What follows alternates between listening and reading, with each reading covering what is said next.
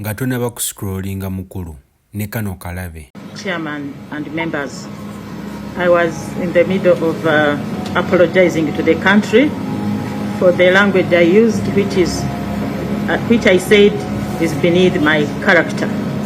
I'm sorry to all those I offended, but please know I had been pushed to the edge. The people who know me know that that is not my character. I recognize my Member of Parliament for Nakawa East, Senior Counsel. Congratulations, my MP. Honorable members, the institution I head has the widest mandate under the Constitution. Article 52 refers.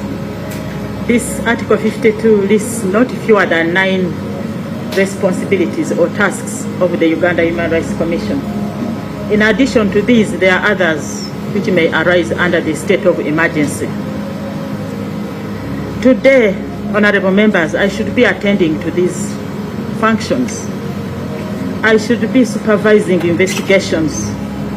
I should be reading files. I should be writing decisions or rulings.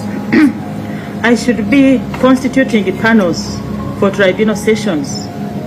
Today, Mr. Chairman, I should be in the field hosting barazas, talking to refugees, interacting with stakeholders. I should be hosting press conferences talking about the major human rights issues of the day. I should be convening commission meetings. But, Chairman, I have spent the past 5 months fielding questions and defending myself before every media house in Uganda.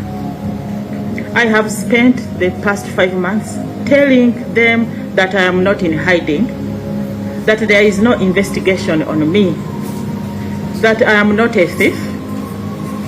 I have spent the past 5 months telling journalists that I am not in exile, that I am not on the run, and that we Ugandans no longer go to exile, but instead receive and host millions of refugees. I have spent the last 5 months being terrorized by the media, receiving calls from friends and relatives who comfort me, and from haters who tell me to go to hell. I spend all my time worrying about posts on X, on TikTok, and other social media platforms. Mr. Chairman, I now have to defend myself before committees of Parliament.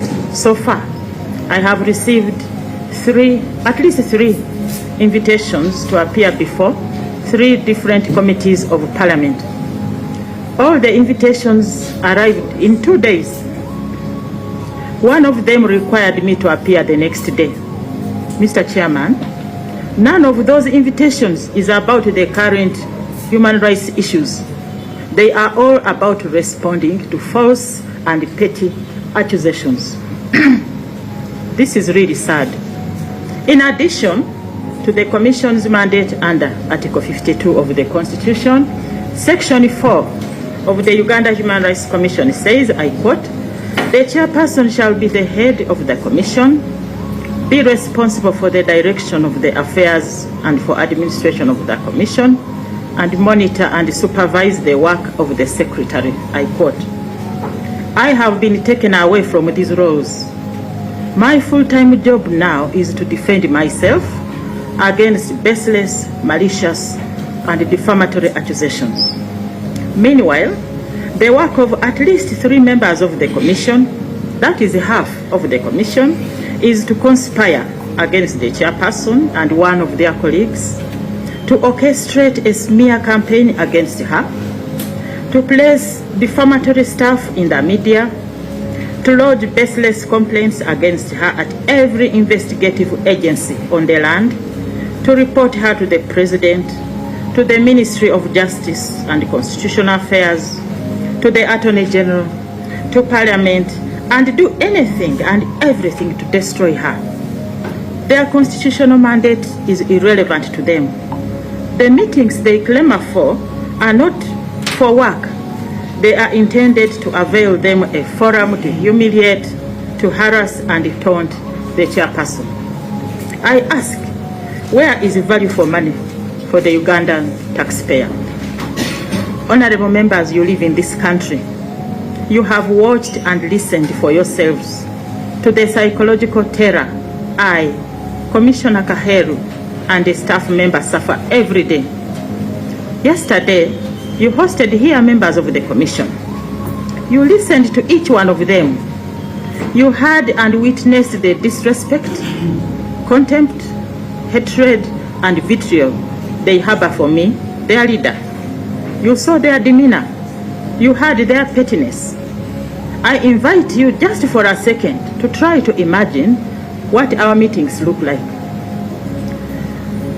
Honorable Chairman and members, I was a member of the Uganda Human Rights Commission for 17 years. I actually was part of the Pioneer Commission. I worked under two different chairpersons, Mrs. Sekaja, the Pioneer Chairperson, and the late Haji Medikagwa. I could never have imagined that a head of institution could be bullied, humiliated, harassed and taunted and disrespected, more so to that extent. I worked under Justice Irene Mulyagonja, then Inspector General of Government, for 8 years. I cannot fathom that we, her deputies, could ever have done to her anything near to what is being done to me. I have been a single mother to my son since he was 3 weeks old. Soon he will be 30 years old. He has a toddler son and a wife, and I'm their sole breadwinner. By the time a woman in my situation picks a pen, places it on paper, and writes a letter resigning her job. Chairman, maybe we can have a procedure. Chairman, we have some procedural issues.